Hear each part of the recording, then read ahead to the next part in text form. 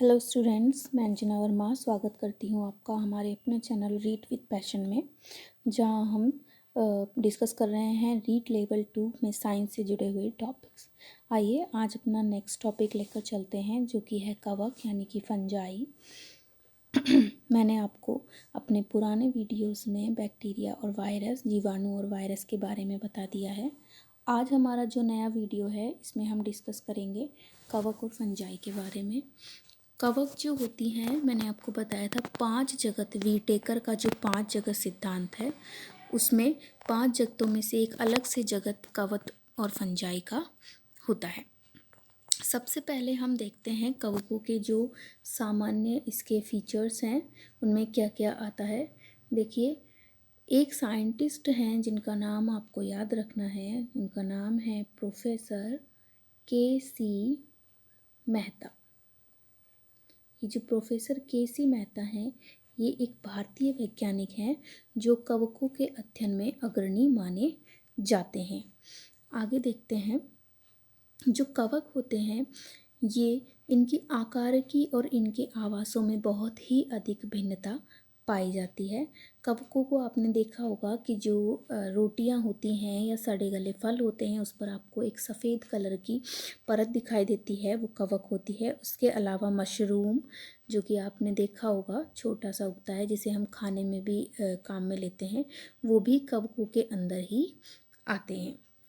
कवक जो होते हैं, ये फंजाई जो है, मूलतः ये एक लैटिन भाषा का शब्द है जिसका अर्थ होता है छत्रक। ठीक है, कौन सी भाषा का शब्द है? ये लैटिन भाषा का शब्द है फंजाई, जिसका अर्थ होता है छत्रक या मशरूम। ठीक है, अब जैसे आपने पढ़ा था कि बैक्टीरिया का अध्ययन करने वाली शाखा को हम बैक्टीरियोलॉजी कहते हैं, वायरोलॉजी वायरस की शाखा को। इसी तरह जिस विज्ञान की जिस शाखा के अंतर्गत कवकों का अध्ययन किया जाता है, उसे हम बोलते हैं कवक विज्ञान, या इसे इंग्लिश में बोला जाता है माइकोलॉजी। माइकोलॉजी, ठीक है। कवकों के अध्ययन के विज्ञान को बोलते हैं कवक विज्ञान या माइकोलॉजी। जो सबसे पहले जो कवकों का अध्ययन किया था वो थे लिनियर्स। उन्होंने पौधों पर अध्ययन किया था और इस वर्ग को फंजाई या कवक नाम दिया था। ठीक है, एक और वैज्ञानिक हैं जो हैं एंटोन डी बेरी, जिन्हें आधुनिक कवक विज्ञान का जनक कहा जाता है। ये नाम हैं जो आपको याद रखने हैं साइंटिस्ट के। एंटोन डी बेरी या बेरी, इन्हें बोलते हैं हम आधुनिक कवक विज्ञान का जनक। आधुनिक कवक विज्ञान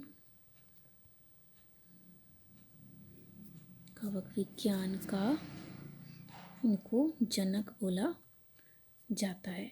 ठीक है, आइए हम ये अब बुक में से देख लेते हैं इसमें क्या क्या बताया गया है। देखिए, परपोषी जीवों में फंजाई का जीव जगत में एक विशेष अद्भुत स्थान है। इनकी आकारिकी एवं वास स्थानों में बहुत भिन्नता होती है, जैसा कि आपने नम रोटी और सड़े गले हुए फलों पर कवक को देखा होगा। सामान्य छत्रक यानी कि मशरूम या कुकुरमुत्ता, जिसे टॉड स्टूल कहते हैं, ये भी एक फंजाई के ही उदाहरण है। सरसों की पत्तियों पर सफ़ेद दाग धब्बे पड़ जाना, ये किसकी वजह से होता है? फंजाई की वजह से। आगे देखिए, कुछ एक कोशिकीय फंजाई जैसे कि यीस्ट का उपयोग रोटी या बियर बनाने के लिए भी किया जाता है। जो कवक होती है वो जालनुमा संरचना होती है। इसके अगर हम सामान्य फीचर देखें तो ये होती है बहुकोशिकीय, मल्टी सेल्यूलर। ठीक है, बहुकोशिकीय होती है, यूकैरियोटिक होती है। ये इसके जनरल फीचर हैं। और इसका जो जाल होता है, उस जाल में एक से अधिक केंद्रक पाए जाते हैं, यानी कि मल्टी न्यूक्लिएटेड स्टेज इसमें पाई जाती है। एक से अधिक केंद्रक इसमें पाई जाती है। साथ ही साथ ये अपघटक का कार्य, यानी कि चीज़ों को सडाले और गनाने का जो कार्य है वो भी करते हैं, अपघटन का कार्य भी करते हैं। आगे देखिए, फंजाई विश्वव्यापी हैं। ये हवा, जल, मिट्टी तथा जंतु तथा पौधों पर पाए जाते हैं। गर्म और नम स्थानों पर सरलता से उग जाते हैं।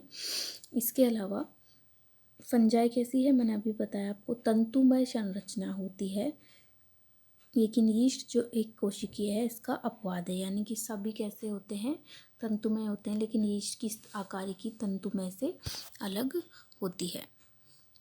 ये लंबी पतली धागे की तरह की संरचनाएं होती हैं जिन्हें कवक तंतु कहते हैं। कवक तंतु को या कवक जाल, माइसीलियम क्या कहेंगे, कवक तंतु जब बहुत सारे मिल जाते हैं तो एक जाल बना लेते हैं, इसे हम माइसीलियम बोलते हैं। कुछ कवक तंतु सतत नलिकाकार होते हैं जिनमें बहुकेंद्रकीय कोशिकीय द्रव, मैंने अभी बताया आपको, इनमें बहुत सारे केंद्रक उपस्थित होते हैं एक ही जाल में, और साइटोप्लाज्म यानी कि इसमें कोशिका द्रव्य भरा रहता है। जब इनमें बहुत सारे होते हैं तो इन्हें बोलते हैं सकोशिकीय कवक तंतु। मल्टी न्यूक्लिएटेड साइटोप्लाज्म या मल्टी न्यूक्लिएटेड माइसीलियम उपस्थित होता है। इनमें पट यानी कि जो इनका तंतु होगा इस तरह से, उसमें कभी कभी पट उपस्थित होते हैं और कभी कभी पट उपस्थित नहीं भी होते हैं। इनकी जो कोशिका भित्ति होती है वो बनी होती है काइटिन और पॉलीसेकेराइड की बनी हुई होती है। अधिकांश फंजाई परपोषी, क्योंकि इनमें क्लोरोप्लास्ट, मैंने बताया था, इनमें जो हरित लवक होता है वो होता है इनमें अनुपस्थित, और हरित लवक अनुपस्थित होता है तो ये अपना भोजन स्वयं नहीं बना सकते, इसीलिए ये दूसरे जीवों पर भोजन के लिए पराश्रित रहते हैं, और इसीलिए अधिकतर फंजाई जो हैं वो कैसी होती हैं, परपोषी होती हैं। ये मृत जीवों से अपना भोजन अवशोषित कर लेती हैं। अधिकांशतः कैसी होंगी, मृतजीवी होंगी। सजीव पौधों और जंतुओं पर अगर ये निर्भर करती हैं तो परजीवी कहलाती हैं। इसके साथ साथ यह कुछ जीवों के साथ सहजीवी संबंध भी बनाती हैं। इस सहजीवी संबंध में दो संबंध इनके बहुत इम्पॉर्टेंट हैं। पहला तो आता है लाइकेन और दूसरा आता है माइकोराइजा। माइकोराइजा, दो सहजीवी। देखिए, सह का मतलब होता है साथ में, जीवी का मतलब जीवन। जब दो जीव एक साथ अपना जीवन व्यतीत करते हैं तो इसे बोलते हैं सहजीवी संबंध, और सहजीवी संबंध में दोनों ही जीवों को एक दूसरे से कुछ लाभ प्राप्त होता है। तो जो लाइकेन होता है इसमें कवक और शैवाल, कवक प्लस शैवाल मिलकर सहजीवी अवस्था में उपस्थित होते हैं। जैसे आपने अभी देखा, कवक कैसा है, परपोषी, यानी कि ये अपना भोजन स्वयं नहीं बना सकता, जबकि शैवाल जब हमने पढ़े थे तो हमने पढ़ा था इनमें क्या उपस्थित होता है, इनमें हरित लवक उपस्थित होता है। तो जब ये दोनों सहजीवी संबंध में यानी कि सिम्बायोटिक रिलेशनशिप में रहते हैं तो कवक जो है वो शैवाल को रहने के लिए आश्रय प्रदान करता है, और शैवाल जो है वो अपने हरित लवक से भोजन बनाकर कवक को प्रदान करता है। तो दोनों को ही एक दूसरे से क्या होता है, फायदा मिलता है। और माइकोराइजा जो है, माइकोराइजा इसमें जो कवक होती है वो उच्च वर्ग के जो पादप हैं, उच्च वर्ग के पादप की जो जड़ें होती हैं उनके साथ सहजीवी संबंध में पाए जाते हैं। इसमें भी देखो क्या होगा कि जड़ जो होती हैं पादपों की वो भूमि से न्यूट्रिएंट्स यानी कि जो भोज्य पदार्थ है उसका अवशोषण करती हैं, तो वहाँ पर जो जड़ें होंगी इस तरह से, इन पर कवक उपस्थित होते हैं। ये कवक क्या करते हैं, जो जड़ें जो भोजन अवशोषित कर रही हैं उससे अपना भोजन ले लेंगी, और पौधे को इससे ये फ़ायदा होगा कि जो जड़ होगी उसका सरफेस एरिया यानी अवशोषण सतह जो होगी वो बढ़ जाएगी, जिससे ज़्यादा से ज़्यादा भोजन का अवशोषण किया जा सकता है।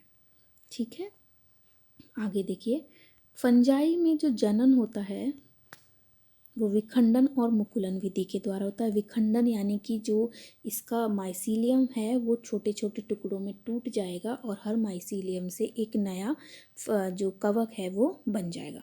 मुकुलन मतलब इसमें जो इसका माइसीलियम होगा उस पर एक बड बन जाएगा या छोटा सा मुकुल निकल आएगा और ये जो बड है बाद में अलग होकर एक नया फंजाई बनाने का काम करेगा। ठीक है। अलैंगिक जनन बीजाणु जिसे कोनिडिया कहते हैं अथवा बीजाणुधानी अथवा चल बीजाणु द्वारा होता है। अलैंगिक जनन में क्या होगा, इसमें जो माइसीलियम है उसके अंदर बहुत सारे बीजाणु बन जाते हैं। इन बीजाणुओं को बोलते हैं कोनिडिया और जहाँ पर बहुत सारे बीजाणु इकट्ठे हो जाते हैं इसे बोलते हैं बीजाणुधानी। और ये जो बीजाणु हैं इनमें अगर फ्लैजेला उपस्थित होंगे तो चल बीजाणु होते हैं ये। आगे देखिए, लैंगिक जनन ऊस्पोरा यानी कि निषिक्तांड एस्कस बीजाणु तथा बेसिडियम जीव बीजाणु द्वारा होता है। ये भी बीजाणुओं के ही प्रकार हैं। ऊस्पोरा, एस्कस बीजाणु और बेसिडियम बीजाणु के द्वारा होता है।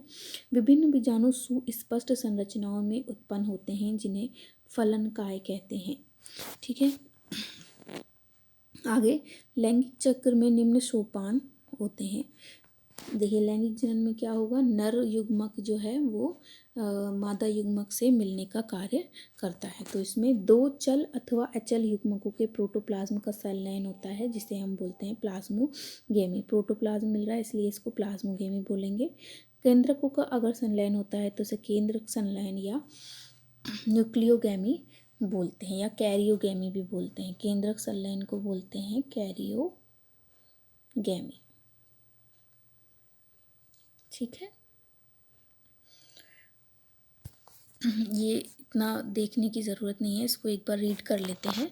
लैंगिक जनन में संयोजन संगम के दौरान दो अगुणित कवक तंतु पास पास आते हैं और संलयित हो जाते हैं। कुछ फंजाई में दो गुणित कोशिकाओं में संलयन के तुरंत बाद एक द्विगुणित कोशिका, क्योंकि अगुणित दो कोशिकाएं मिलेंगी तो एक कोशिका द्विगुणित कोशिका बन जाएगी। अन्य फंजाई एस्कोमाइसिटीज में एक मध्यवर्गीय द्विकेंद्र की अवस्था होती है। ऐसी परिस्थिति को केंद्रक युग्म कहते हैं। ठीक है। बाद में पैतृक संलयन हो जाते हैं, कोशिका द्विगुणित बन जाती है, फंजाई फलनकाय बनाती है और न्यूनीकरण विभाजन होता है जिसके कारण अगुणित बीजाणु बहुत सारे जो स्पोर्स हैं वो बन जाएंगे। कवक जाल की आकारिकी बीजाणु बनने एवं फलनकाय बनने की विधि जगत की विभिन्न वर्गों में इसको विभक्त करने का आधार है, यानी कि इसको 4 वर्गों में बांटा गया है एक फंजाई को। पहला है फाइकोमाइसिटीज। फाइकोमाइसिटीज जलीय आवासों, सड़ी गली लकड़ी, नम तथा सीलन भरे स्थानों अथवा पौधों पर अविकल्पी परजीवी यानी कि पूरी जिंदगी ये परजीवी के रूप में ही व्यतीत करते हैं। कभी भी ये अपना भोजन स्वयं नहीं बनाएंगे, कभी भी अपने कार्य स्वयं नहीं करेंगे। कवक जाल इसका अपटीय और बहुकेंद्रकीय यानी कि इसमें पट अनुपस्थित होंगे और बहुत सारे केंद्रक उपस्थित होंगे। अलैंगिक जनन चल बीजाणु या अचल बीजाणु के द्वारा होगा। ये बीजाणुधानी में अंतरजातीय उत्पन्न होते हैं। दो युग्मकों के संलयन से युग्माणु बनता है। इन युग्मकों की आकारिकी एक जैसी यानी कि दोनों ही युग्मक कैसे होंगे, संरचना में समान होंगे, इसलिए इन्हें समयुग्मता। और अगर मादा और नर युग्मकों की जो आकारिकी की है वो अलग अलग होगी तो इन्हें विषम युग्मक की अवस्था कहेंगे। इसके जो उदाहरण हैं इनके आपको उदाहरण याद रखने हैं। ठीक है। फाइकोमाइसिटीज जो है, फाइकोमाइसिटीज के उदाहरण राइजोपस जो रोटी के कवक जिसे हम बोलते हैं, और एल्बुगो जो सरसों पर परजीवी फंजाई है, राइजोपस और एल्बुगो। नेक्स्ट आता है एस्कोमाइसिटीज। एस्कोमाइसिटीज को आपको याद रखना है, एस्कोमाइसिटीज को बोला जाता है थैली फंजाई। थैली फंजाई विरले पाए जाने वाले एस्कोमाइसिटीज एक कोशिकीय होते हैं जैसे यीस्ट, इसमें आएगा सेकेरोमाइसीस। के अलावा ये बहुकोशिकीय भी होते हैं, पेनिसिलियम। एक कोशिकीय यानी कि सेकेरोमाइसिस और बहुकोशिकीय यानी कि पेनिसिलियम होते हैं। ये मृतजीवी अपघटक परजीवी अथवा शमलरागी यानी कि पशु विष्टा यानी कि जो डंग होता है, जो पशुओं का मल होता है उस पर उगने वाली परजीवी होते हैं। इनका कवक जाल शाखित होता है एवं पटीय होता है, लैंगिक बीजाणु कोनिडिया कहलाते हैं, जो कि एक विशेष जाल बनाते हैं जिसे हम कोनिडियम धर कहते हैं। कोनिडिया अंकुरित होकर कवक जाल बनाते हैं। लैंगिक बीजाणु को एस्कस बीजाणु कहते हैं, ये इंपॉर्टेंट है। लैंगिक बीजाणु को एस्कस बीजाणु, ये बीजाणु थैलीसम एस्कस में अंतर्जातीय रूप से यानी कि अंदर की तरफ उत्पन्न होते हैं। एक को बोलेंगे एस्कस और बहुत सारे होंगे तो बोलेंगे इन्हें एस्काई बोलेंगे, और जिस पर ये लगी रहती हैं उसे बोलते हैं एस्कोकार्प।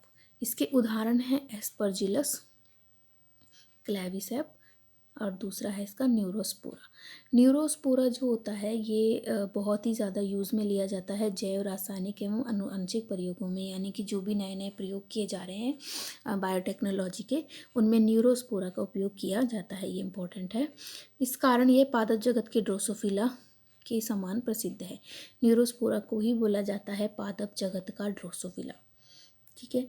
इस वर्ग में आने वाले मोरिल और ट्रफल खाने योग्य होते हैं। इन्हें सुस्वाद है, क्योंकि कुछ फंजाई जो हैं इन्हें हम भोजन के रूप में भी काम में लेते हैं, जैसे मैंने आपको बताया था अभी थोड़ी देर पहले कि हम अलग अलग फंजाइयों को, क्योंकि इनमें बहुत अधिक मात्रा में प्रोटीन होता है तो इसीलिए इनको खाने में भी काम में लिया जाता है। अगला आता है बेसिडियोमाइसिटीज़। बेसिडियोमाइसिटीज़ में आती हैं आपकी ये जो मशरूम है, ब्रैक्ट फंजाई और पफ बोल, जो मशरूम उगती है जिसको खाने में सब्जी बनाते हैं, जिसकी और आपके पिज़्ज़ा वगैरह पे टॉपिंग्स के लिए इसको काम में लिया जाता है। ये मिट्टी में, लट्ठे में तथा वृक्ष के ठूंठों पर सजीव पादपों के अंदर परजीवी के रूप में उगते हैं, जैसे कि कंड, स्मट होता है चूरा। कवक जाल साकित और पटीय होता है। इसमें अलैंगिक बीजाणु प्राय नहीं होते, लेकिन कायिक जनन खंडन विधि द्वारा बहुत सामान्य होता है। बीजाणु अलैंगिक नहीं होंगे इसमें, और जो जनन है वो खंडन, यानी कि जो इसका माइसीलियम है वो टूटकर नए फंजाई का निर्माण करता है। इसमें लैंगिक जनन नहीं होते। इसमें प्लाज्मोगेमी विभिन्न स्ट्रेनों वाली दो कायिक कोशिकाओं अथवा जीन प्रारूप के संलयन से होती है। इसमें बनने वाली संरचना द्विकेंद्रकीय होती है, जिसमें अंतः बेसिडियम बनते हैं। फिर वही केंद्रक संलयन होगा, कैरियोगेमी होगा, फिर मियोसिस यानी कि इसमें विभाजन होता है, और फिर 4 बेसिडियम बीजाणु बनते हैं। इसमें अगला जो इम्पोर्टेंट है बेसिडियोमाइसिटीज़ में, ये आपको इसके एग्जाम्पल याद रखने हैं। ये है एगैरिकस मशरूम, एस्टिलेगो कंड, पक्सीनिया किट्ट फंगस। ये जो एस्टिलेगो और पक्सीनिया हैं ये पादपों में कंड और किट्ट बीमारी जो फैलाते हैं वो हैं। अगला आता है ड्यूटेरोमाइसिटीज़। इसे अपूर्ण कवक कहते हैं, या फिर इसको नाम दिया गया है फंजाई इम्परफेक्टी। फंजाई इम्परफेक्टी इसको नाम दिया गया है। फंजाई इम्परफेक्टी से क्यों बोला गया है? क्योंकि इसकी केवल अलैंगिक और कायिक प्रावस्था, यानी कि इसमें इसकी जो लैंगिक अवस्था है वो अभी तक ज्ञात नहीं है। लैंगिक प्रावस्था की इसमें अगर खोज हो जाएगी तो इसे भी पूर्ण कवक मान लिया जाएगा। इसके बाद इसमें जो आपको इम्पोर्टेंट याद रखना है वो है इसके उदाहरण, क्योंकि इसके जो अधिकांश सदस्य होते हैं वो अपघटक की तरह, यानी कि सड़ाने गलाने का काम करते हैं। तो इसके हैं अल्टरनेरिया, कोलिटोट्राइकम और ट्राइकोडर्मा। ट्राइकोडर्मा जो स्किन में डिजीज़ कॉज करने का काम भी करती है। ठीक है, ये 4 टाइप की फंजाई थी। ये आपका बुक का जो डिटेल स्ट्रक्चर है ये हो गया। देखिए इसमें जो आपको इम्पॉर्टेंट चीज़ें याद रखनी है वो ये हैं कि सबसे पहले कवक की सामान्य अध्ययन की कवक कैसे होते हैं, यानी कि ये बहुकोशिकीय होते हैं, यूकैरियोटिक होते हैं, अपघटक होते हैं, और इनका जो कवक जाल होता है उसमें बहुत सारे केंद्रक उपस्थित होते हैं। ये है इसका सबसे इम्पॉर्टेंट। पोषण इसमें कैसा होगा? हमेशा परपोषी पोषण होगा, यानी कि ये दूसरे जीवों पर निर्भर रहते हैं अपने पोषण के लिए। ठीक है, इनकी कोशिका भित्ति इम्पोर्टेंट है, किसकी बनी होती है? सेल्यूलोज और काइटिन की और पॉलीसेकेराइड की, या तो सेल्यूलोज अथवा काइटिन या पॉलीसेकेराइड। काइटिन जो होता है एक जटिल कार्बोहाइड्रेट होता है। ठीक है, जीवन चक्र इनमें सरल से जटिल मिलता है, और अगर इनको देखा जाए तो ये बहुत सारे रोग पैदा करते हैं पादपों में भी और जंतुओं में भी। जब जब पादपों में मोस्टली जो रस्ट डिजीज़ होता है, यानी कि जिसमें बहुत सारे चूरे बन जाते हैं, वो इसमें फोकस किया जाता है फंजाई के ही द्वारा। ये तो हमने डिस्कस कर लिए कवक के बारे में जो भी हमें जानना था। आगे देखिए, कवक के हमें पढ़ने हैं लाभदायक और नुकसानदायक प्रभाव जो हमें पढ़ने हैं। इसकी हमें दोनों चीज़ें देखनी हैं, लाभ और हानि। इसके जो लाभ हैं वो आपको मैं बता दूं बहुत ही कम हैं। जैसे एक तो ये अपघटन का कार्य करते हैं, यानी कि जब कोई जीव मर जाता है, सामान हमारा भोज्य पदार्थ सड़ने लगता है, तो कवक उसको सड़ाने का गलाने का काम करती हैं, जिससे एक तरह से ये वातावरण में सफाई का कार्य करती हैं। ठीक है, वातावरण में सफाई का कार्य करेंगी ये। ठीक है, इसके अलावा जो कुछ जो आपको मैंने अभी बताया, कुछ फंजाई जो होती हैं ये भोज्य पदार्थ के रूप में भी काम में ली जाती हैं, यानी कि इनसे भोजन भी, क्योंकि ये प्रोटीन का एक अच्छा स्रोत होती हैं। और इसमें जो सबसे ज़्यादा यूज़ में ली जाती है वो ली जाती है मशरूम, जिसे हम बोलते हैं अगैरिकस। ठीक है, अगैरिकस में बहुत अधिक प्रोटीन होता है, इसीलिए इसे भोजन के रूप में भी काम में लिया जाता है। इसके अलावा जो एक कवक होती है यीस्ट, जिसे हम बोलते हैं सैकेरोमाइसीस,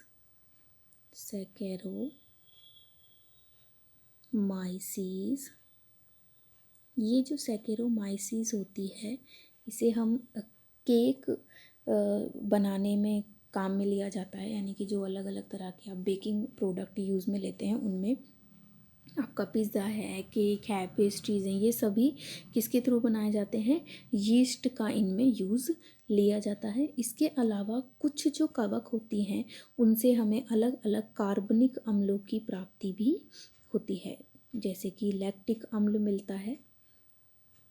कुछ जो होते हैं उनसे हमें मिलता है कार्बनिक अम्ल।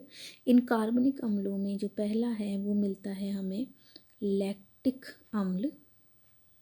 ये जो लैक्टिक अम्ल है ये मिलता है हमें राइजोपस से।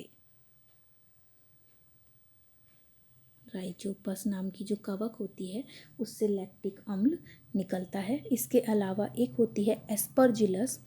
एस्परजिलस जो कवक है, एस्परजिलस कवक से हमें मिलता है सिट्रिक एसिड, यानी कि सिट्रिक अम्ल हमें इससे प्राप्त होता है। इसके अलावा और भी बहुत सारे अम्ल मिलते हैं। तो ये कुछ लाभ हैं जिनका कवक जो है हमें लाभ पहुंचाते हैं। इसके अलावा हानियों में अगर हम देखें तो बहुत सारे हानियाँ ये पहुंचाती हैं, जैसे पादपों में बहुत सारे रोग उत्पन्न करती हैं, जंतुओं में बहुत सारे रोग उत्पन्न करने का ये काम करती हैं। तो देखिए, पादपों में अगर हम इनके रोग की बात करें, पादप रोग अगर हम देखें तो जनरली जो रस्ट रोग होते हैं, यानी कि जिनमें चूरा बनने लगता है, वो सभी रोग कवकों के द्वारा ही उत्पन्न किए जाते हैं। तो इसमें हम देख लेते हैं कुछ रोगों के नाम। जैसे एक होता है, पहला है सफ़ेद कीट रोग। आप स्क्रीनशॉट ले लें। सफ़ेद कीट रोग जो होता है वो होता है एल्बुगो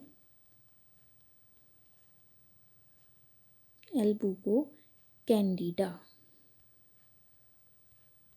ये एक कवक है एल्बुगो कैंडिडा, जो सफ़ेद कीट रोग पैदा करने का काम करती है अलग अलग पादपों में। इसके अलावा आप साथ में स्क्रीनशॉट लेते चलें इन डिजीज़ के नाम के लिए। इसके अलावा देखिए, रस्ट रोग ये गेहूं में भी करती है, ब्राउन कलर का, येलो कलर का रस्ट हो जाता है। ठीक है, एक डिजीज़ होती है, राई का जो पौधा होता है उस राई के पौधे में एक डिजीज़ होती है इर्गोटिज्म रोग। ये जो इर्गोटिज्म रोग है ये फैलाती है क्लेविसेप्स परपुरिया। क्लेविसेप्स परपूरिया, ये कवक होती है क्लेविसेप्स परपूरिया, जो इर्गोटिज्म रोग फैलाने का काम करती है। इर्गट रोग भी इसे बोलते हैं। इसके साथ ही साथ जो ये क्लेविसेप्स परपूरिया है, ये एक हेलुसिनेजेनिक दवा है, यानी कि जो ड्रग्स लेते हैं लोग, एलएसडी के रूप में ये यूज़ में ली जाती है। एलएसडी के रूप में हेलुसिन यानी कि ड्रग्स के रूप में ये काम में ली जाती है।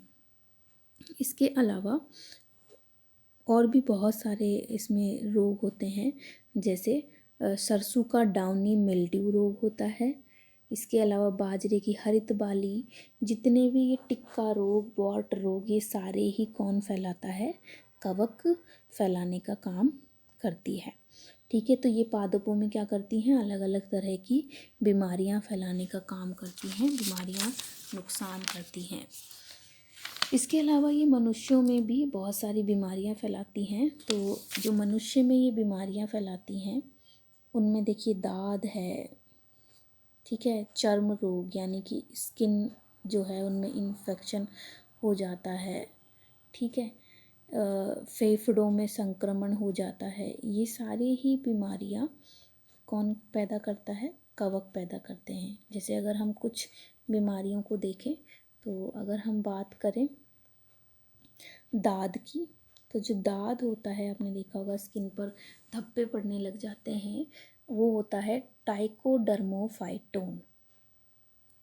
ट्राइकोडर्मोफाइटोन नाम की कवक होती है जो ये डिजीज़ पैदा करती है।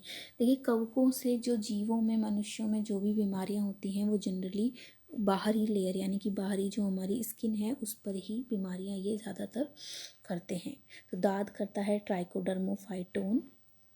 इसके अलावा एक डिजीज़ सुनी होगी आपने, एथलीट फुट, जिसमें जो उंगलियां होती हैं उनमें इन्फेक्शन हो जाता है और फुट जो पैर है वो बहुत ही ख़राब, उसकी स्किन सड़ने लगती है।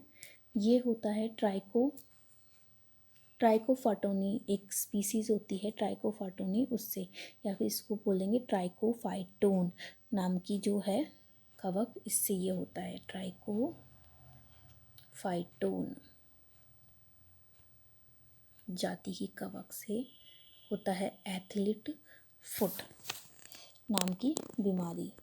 एक और बीमारी देख लेते हैं हम, कुछ और भी देख लेते हैं, जैसे है मोनीलिएसिस। मोनीलाइसिस नाम की बीमारी होती है जिसमें मनुष्य का जो फेफड़े हैं वो संक्रमित हो जाते हैं। ये होती है कैंडिडा एल्बिकेंस से। कैंडिडा एल्बिकेंस एक कवक होती है जो मोनालिएसिस जिसमें क्या संक्रमित होंगे, आपके लंग्स संक्रमित हो जाते हैं, यानी कि जो फेफड़े हैं वो संक्रमित इसमें हो जाते हैं। ऐसे ही एक और होती है जो कि होती है टोरुलोसिस। ये टोरुलोसिस में भी फेफड़े ही संक्रमित होते हैं और ये होती है क्रिप्टोकोकस नियोफोमेंस नाम से की कवक से। नियोफोमेंस नाम की एक कवक होती है जिससे ये बीमारी होती है। इसके अलावा और भी बहुत सी बीमारियां हैं, जैसे छाले होना। छाले जो हैं वो नाइजर स्पीसीज़ या मोनीलिया स्पीसीज़ से होते हैं। हे फीवर होता है ऑल्टरनेरिया से, ठीक है। और भी कुछ बीमारियां हैं, लेकिन जनरली जो स्किन के इन्फेक्शंस होते हैं वो सभी कवकों के द्वारा कॉज किए जाते हैं। इसके अलावा देखिए, हमने जब पढ़ा था तो इसकी जो लाभ हैं उनमें एक लाभ ये भी है कि कवक जो हैं इनसे बहुत सारे एंटीबायोटिक्स यानी कि प्रतिजैविक बनाए जाते हैं। जैसे हमने पढ़ा था पेनिसिलिन, ठीक है। पेनिसिलिन जो है वो मैंने बताया था आपको पहले ही, पेनिसिलिन नोटेटम से जो सबसे पहले जो प्रतिजैविक बनाई गई थी वो थी पेनिसिलिन, जिसका उपयोग किया जाता है। तो इनके लाभ भी हैं कुछ जो हमें प्राप्त होते हैं इनसे हानियों के साथ साथ, लेकिन इनके नुकसान ज़्यादा हैं लाभ के कंपैरेटिवली। ठीक है। इसके अलावा एक जो हमने पढ़ा, एक इम्पोर्टेंट है जो एस्परजिलस होती है, एस्परजिलस कवक जो होती है, इसे बोला जाता है प्रयोगशाला की खरपतवार।